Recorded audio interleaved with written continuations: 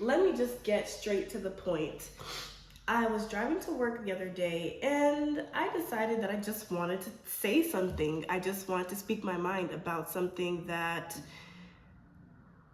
truly does bother me sometimes. And that was me pointing out the way I'm treated, and the attention I get, or I guess the lack thereof, from Black men when I wear my natural hair.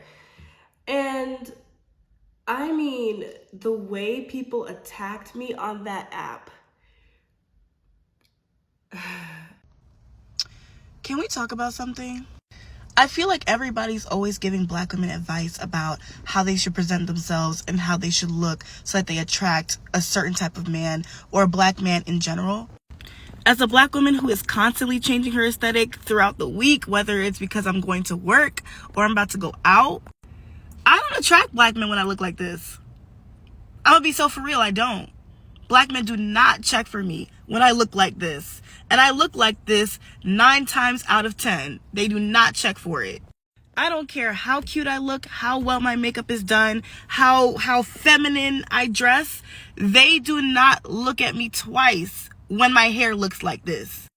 The only time I feel like I get a strong pull and a strong reaction from Black men is when I wear a wig. Honorable mention for braids. Sometimes braids can braids too.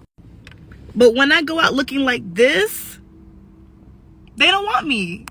I don't know if it's because they think I look old or I look like an auntie, but this is my aesthetic Monday to Friday. So I'm just sick of the cap. Like, I'm sick of hearing, I want a feminine woman. I want a woman who wears her natural hair. No, you don't. I really want them to learn what texturism and featureism really is. I really do, because To be clear, I never said that Black men don't like natural hair. I never said that a Black man has never liked my natural hair. I never said that I've never dated Black men. I never said that I don't date Black men. I never said any of those things. But somehow, that was a narrative that was created and people just ran with it. And I think that on apps, especially like TikTok, where things are consumed and spread and responded to so quickly, people will quickly put you in a certain box if you check certain things off their list. Like, for example, because I use a certain diction and syntax, 1, because I wear my natural hair, 2, because I make a video complaining about something in proximity to Black men, 3, they assume that means I'm a divester. I don't date Black men, which was not what I was saying, and is also not true. I was just so frustrated because it's like, the fact that people can somehow debate me on what my experience is just so insane to me. I don't know. Like, I really want to actually have a conversation about it. I said at the end of the video that Black men need to learn about texturism and featureism. We gotta evolve. We gotta get ourselves out of this chokehold. Because yes, colorism is definitely a beast of its own. It's important that we talk about it and really make sure that we don't hold internalized colorism. But we gotta evolve past that too. Because the real tea is, it's the featureism and the texturism combined that really manifests in ways where, you can be, objectively cute or pretty, dress well, you have yourself together, you're a nice person. But if your hair isn't a certain texture and a certain length, then you know what I mean? And I think when Black men say, oh, I like 4C hair, sometimes what they're really saying is, I like 4C hair that's like, long and very big and full and coarse. I have fine hair. My hair is never gonna look like that. Even if my hair was like down to my rib cage, my hair will never be big, thick, and coarse and luscious. I have to get over it. And if you're a 4A, 4B girly, you know what I'm talking about. You have to get over the idea that one day your hair will just be this big, luscious mane, because let's be for real. So that went viral. A few of my other TikToks went viral. But what I'm getting a lot of are Black men inserting themselves and telling me why I'm single, telling me that, you know, I'm doing something wrong, and oh, we love natural hair. And then there's always the women that are like, well, you know, you need to do this, you haven't tried this, and da da da da da da da. Listen, y'all, the fact of the matter is, and this is my fact, this is my truth. I'm not saying that this is true for everyone else. For me, for whatever reason, when I wear a straight wig or a, you know, kinky, curly, loose texture wig, I will always get attention and actual, I guess, response from Black men. And I think it's important for me to note that I'm not even getting attention from other races when I wear my natural hair. Because that's what a lot of the girlies are saying in the comments, and I see it all the time where they're like, oh, white men love my natural hair, or Asian men love my natural hair, or Hispanic men love my natural hair. I can't say that that's been my experience either. So, yeah, I'm not even saying that other races have shown me more love than Black men, because that's not true either. But, yeah, I realized on TikTok, it's really not even about the message, it's the messenger. And when you are a dark-skinned, fat, thick, chubby, curly girl with shorter hair, a gap, a big nose, you're the wrong messenger no matter what you say.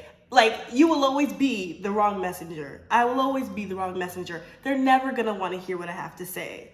That's a fact. They are never gonna want to hear it from me.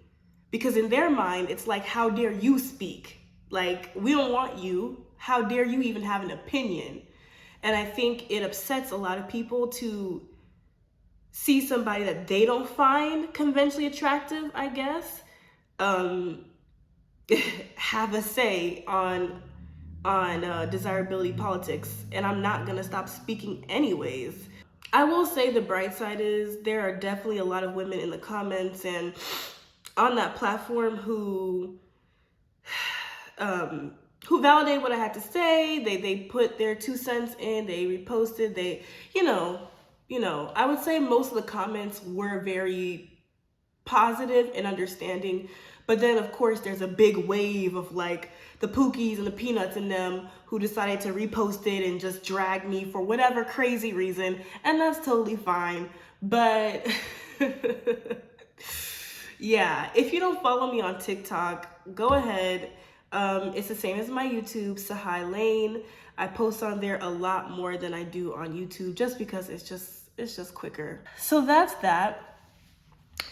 I'm trying to see what other TikTok. I made a TikTok about dating in Atlanta, and they're mad about that too. Oh, they're mad about that too. Because I just said the same thing I said in my YouTube video, y'all, if you watched it, where I just talked about Atlanta being a very limiting place to live just because of the infrastructure alone. It's not a walkable city, you know, everything is super spread out. You're not really coming into contact with new people on a daily basis. 9 times out of 10, you're just driving to work and you're driving home, and the social playing field is kind of crappy. And then there's always a group of people who comment, they're like, oh girl, you're looking in the wrong places, you know, you're doing the wrong things. You need to go to Home Depot, you need to go to Walmart. And it's like, bro, I'm so sorry. Like, even if I complain about being single, I am not. I haven't gotten to the place where I've lost all dignity and all of my sense of self where I want to dress up to go to Home Depot to possibly find a man. Like, that's kind of embarrassing to me. Like, I'm not doing that. I think they're missing the point.